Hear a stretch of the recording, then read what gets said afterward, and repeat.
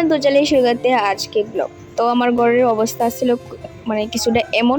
তারপরে ঘরটা একটু পরিষ্কার করছিলাম, কারণ বিছানাটা একটু মানে একটু গড়বড় হয়ে আসছিলো, তো গড়বড় একটু ঠিক করতেছিলাম। তারপরে এর মধ্যে আমি ভাত খাই লিছি, ভাত খাই এসে আবার কাজে লেগে গেছি গা।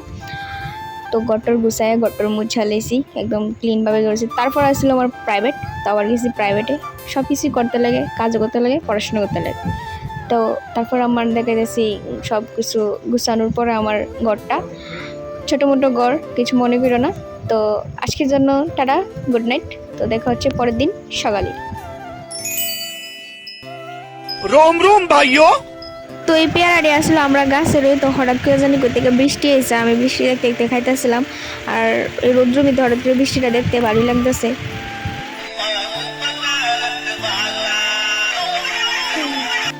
তো আমার নাচ দেখা ভগবানের পছন্দ হচ্ছে, তো এই লেগা আমারে প্রাইস হিসাবে রৌদ্রটা দিছে গিফট।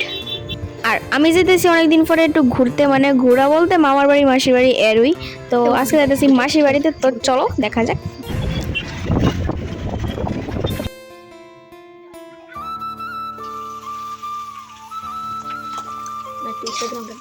অনেকদিন পরে আজকে আমরা চিকেন খাবো, অনেক এক্সাইটমেন্ট আছে, কারণ বাড়িতে নিরামিষ খাইতে শেষ।